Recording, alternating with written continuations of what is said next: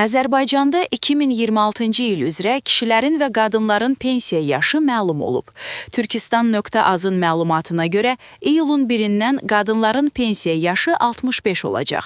Kişilərin pensiya yaşı isə dəyişməyəcək, 65 il olacaq.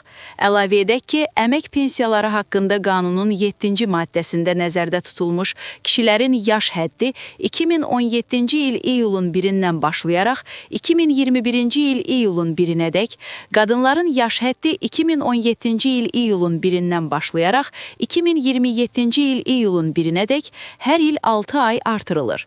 Əmək pensiyaları haqqında qanunun 7-ci maddəsinə əsasən, pensiya yaşına çatmış şəxsin fərdi hesabın sığorta hissəsində qeydə alınmış pensiya kapitalı əmək pensiyasının minimum məbləğindən az olmayan pensiya təminatına imkan verdikdə, sığorta stajından asılı olmayaraq, bu pensiya təminatına imkan vermədikdə isə azı 25 il sığorta stajı olduqda 2017-ci il iyulun 1-nədək yaşa görə əmək pensiyası təyin olunmuş şəxslər istisna olmaqla yaşa görə əmək pensiyası hüququ var.